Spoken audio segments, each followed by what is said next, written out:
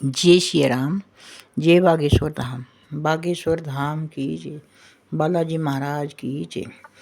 आज जो है 18 अक्टूबर है 2025 और आज धनतेरस का दिन है और शनिवार है, धनतेरस है। आज से जो है त्यौहार हमारे शुरू हो चुके हैं। आज धनतेरस है, फिर कल छोटी दिवाली है, परसों बड़ी दिवाली है, फिर अमावस पितरों का पूजन होगा और फिर जो है गोवर्धन पूजा होगी, फिर भैया दूज। तो ऐसे हमारे 5-6 दिन ये जो है त्यौहार हैं। और आज ही बाबा बागेश्वर का जो है 18 तारीख को दिल्ली में मैच है, वहीं आज मैच खेलेंगे और फिर उसके बाद जो है बागेश्वर धाम जाएंगे। और जो है आज धनतेरस है। आज सबको यूट्यूब पे जो हमारे दर्शक हैं सबको धनतेरस की शुभकामनाएं और जो है बनी रहे। और महाराज श्री जो है धाम पर जाएंगे। अब महाराज श्री की वाणी सुनिए। जय श्री राम। जय बागेश्वर धाम। गुरुजी, मेरा आपसे एक प्रश्न है। अभी भी मेरा बहुत मन था तो हनुमान जी ने मेरी अर्जी सुन ली। अब मेरा प्रश्न है कि बागेश्वर धाम की स्थापना कब हुई थी और उसके पीछे की कहानी क्या है? पहले तुम एक शायरी सुनाओ। बहुत नकल करती हो हमारी। ना नाप के देते हैं ना तौल के देते हैं, ना नाप के देते हैं ना तौल के देते हैं, मेरे बागेश्वर वाले बाबा छप्पर फाड़ के देते हैं।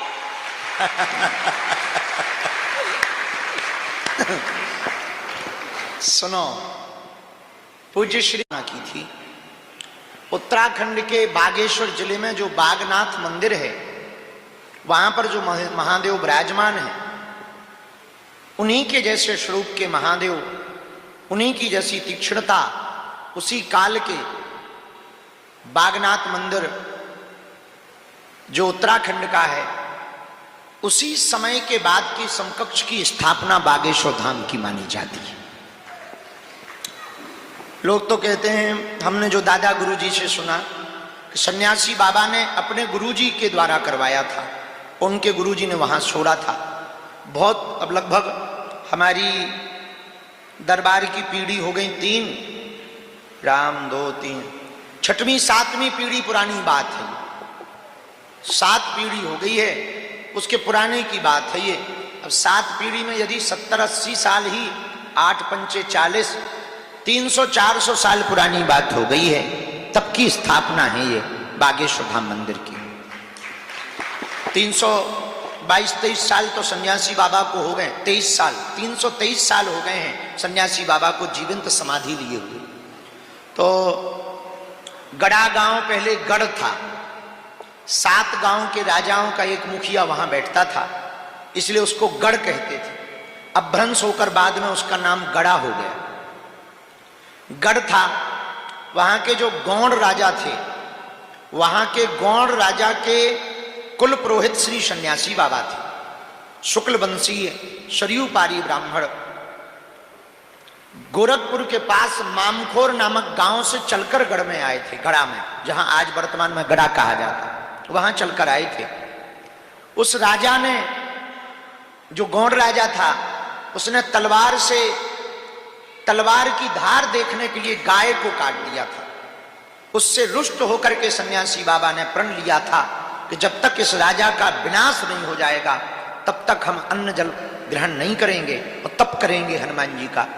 उसके बाद में पूरा राजा का राज्य साम्राज्य सब बर्बाद हो गया। राजा ने खूब क्षमा भी मांगी, इन्होंने क्षमा नहीं किया, इनका भक्ति में मन लग गया। इन्होंने 1.25 करोड़ हनुमान चालीसा के पाठ किए। 84 वर्ष लगे 1.25 करोड़ हनुमान चालीसा के पाठ करने में, 84 साल, 120-21 साल तक शरीर रहा। इसके बाद हनुमान जी का जब साक्षात्कार हुआ तो हनुमान जी ने कहा, मांगो पंडित जी। बोले, अब हमें कुछ नहीं चाहिए, आशीर्वाद दो। तो हनुमान जी ने कहा, आज से हम इसी पेड़ के नीचे बैठे हैं, कालांतर में कलयुग में हनुमान जी के 3 रूप बालाजी के रूप में पूजे जाएंगे। सालासर बालाजी, मेहंदीपुर बालाजी और बागेश्वर बालाजी। और तीनों रूप विविध प्रकार के हैं। सालासर के हनुमान जी जवान हनुमान हैं, उनके मूछे हैं। मेहंदीपुर के बालाजी बूढ़े हनुमान हैं, उनकी दाढ़ी है। बागेश्वर के हनुमान जी बाल हनुमान हैं, छोटे रूप में। तीनों बालाजी में 3 रूप हैं और तीनों जगह एक एक संत की महिमा है। सालासर में जो बालाजी प्रकट भये हैं वो मोहनदास बाबा के कारण प्रकट भये हैं, उनकी समाधि वहां है। मेहंदीपुर में जो बालाजी प्रकट भये हैं वो समाधि वाले बाबा के कारण प्रकट भये हैं। बागेश्वर में जो हनुमान जी प्रकट भये हैं वो सन्यासी बाबा के कारण प्रकट भये। ये कहानी। बैठ जाओ चटर पटर। धन्यवाद गुरुजी। जब मैंने आपसे पहली बार प्रश्न किया था तब भी मेरा बहुत मन था कि मैं आपसे आशीर्वाद लूं। क्या मैं भी आ सकती हूँ? आना तुम्हें कोई मना नहीं कर सकता बेटी, बहुत मीठी वाणी है तुम्हारी। थोड़ा आगे भी माइक लाओ। करके हमने प्रण लिया था कि हम अमर जवान शहीदों के लिए यज्ञ करेंगे।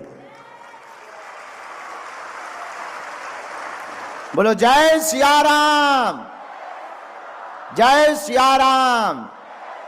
अच्छा एक बात और, इस यज्ञ के शहीदों परिवारों में केवल हिंदू नहीं है, सभी हैं। और आपको बता दें, सबकी हमने फोटो लगवाई। हम किसी भी मजहब के विरोधी नहीं हैं। जो वंदे मातरम बोलेगा, जो भारत माता की जय बोलेगा, जो जय श्री राम बोलेगा, वो हमारा है, बाकी सबसे किनारा है। 100 की सीधी बात है। अब भारत के सनातनियों से भी प्रार्थना है कि पागलों, हम अपने लिए नहीं दिन रात मर रहे हैं, हम भारत को विश्व गुरु बनाना चाहते हैं। तुम्हारी जिम्मेदारी है, उठो, जागो, तुम अपने स्वार्थ से ऊपर उठो। तुम्हारा स्वार्थ सिर्फ चमत्कार देखना और पर्चा बनवाना ना हो। जो जो संकल्प हमने लिए हैं उनको पूर्ण करने की जिम्मेदारी तुम्हारी भी है, क्योंकि तुम हमारे परिवार के सदस्य हो। और तुम्हारी समस्या मिटवाने की जिम्मेदारी हमारी है, क्योंकि हम तुम्हारे गुरुजी हैं। बोलो जय सिया राम। हर हर जोर